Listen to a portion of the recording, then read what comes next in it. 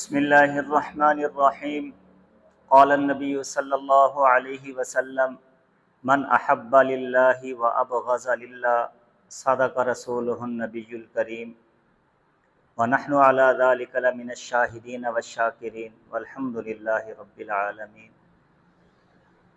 عام طور پر ایک انسان دوسرے انسان سے جو تعلق اور دوستی رکھتا ہے اس میں کوئی نہ کوئی دنیاوی فائدہ یا پھر نقصان سے بچنے کے لیے وہ ایسا کرتا ہے۔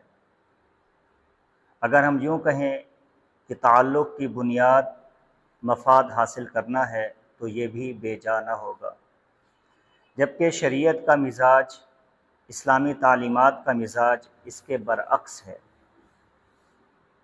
پیارے نبی صلی اللہ علیہ وسلم نے ارشاد فرمایا من احب للہ و ابغض للہ، جس شخص نے محبت کی اللہ کی رضا کے لیے اور جس شخص نے بغض رکھا اللہ کی رضا کے لیے۔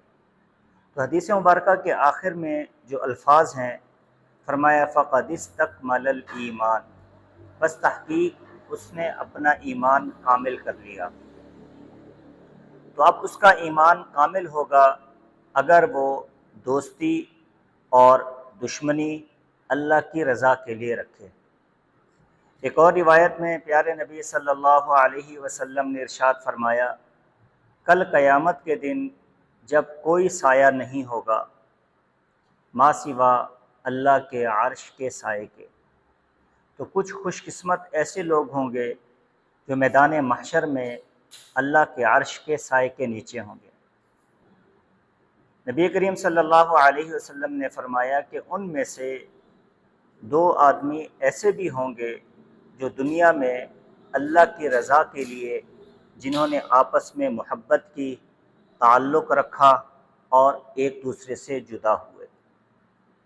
ایک اور موقع پر پیارے نبی صلی اللہ علیہ وسلم نے ارشاد فرمایا کہ کل قیامت کا دن ہوگا، اللہ رب العزت اپنے عرش کے ساتھ نور کے ممبر لگائیں گے اور ان ممبروں پر ایسے لوگ ہوں گے کہ جو نورانی چہرے والے ہوں گے اور نورانی لباس والے ہوں گے۔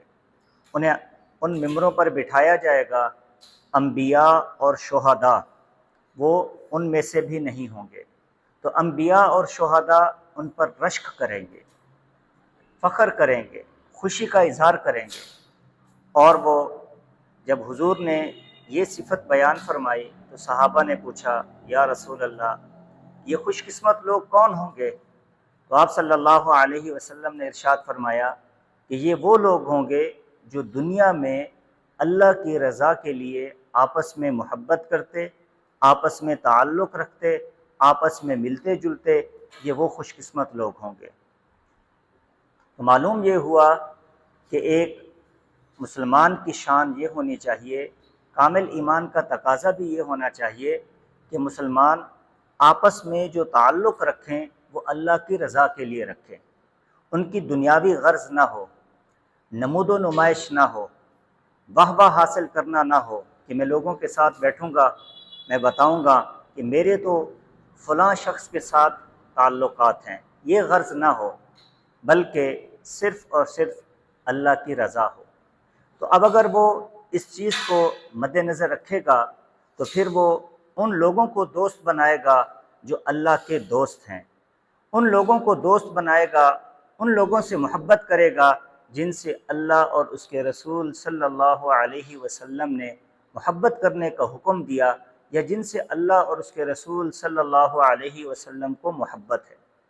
اور ان لوگوں سے وہ نفرت کرے گا، دشمنی رکھے گا، بغض رکھے گا جو لوگ اللہ اور اس کے رسول کے دشمن ہیں، وہ لوگ جن سے اللہ اور اس کے رسول نے نفرت کرنے کا حکم دیا۔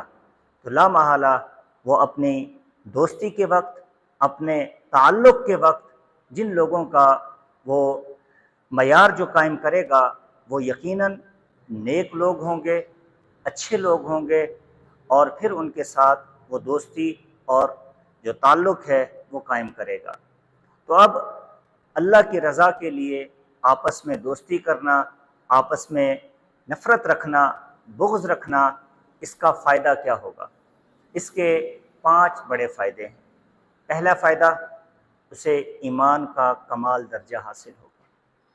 دوسرا فائدہ کہ وہ قیامت والے دن اللہ کے عرش کے سائے کے نیچے ہوگا۔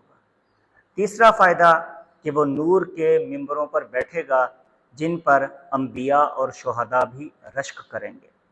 چوتھا فائدہ کہ ایسی دوستی میں، ایسے تعلق میں دوام اور بقا ہوتا ہے جو خالص اللہ کی رضا کے لیے قائم کیا جائے۔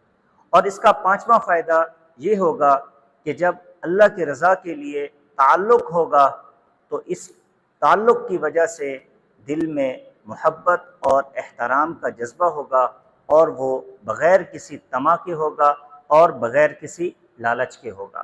تو ہمیں بھی چاہیے کہ ہم آپس میں دوستی قائم کرتے ہوئے، تعلق رکھتے ہوئے دنیاوی مفادات کو مد نظر نہ رکھیں، بلکہ ہمارے سامنے جو جذبہ ہونا چاہیے وہ یہ جذبہ ہو کہ میں اپنے اس مسلمان بھائی سے جو تعلق قائم کر رہا ہوں وہ خالص اللہ کی رضا کے لیے کر رہا ہوں۔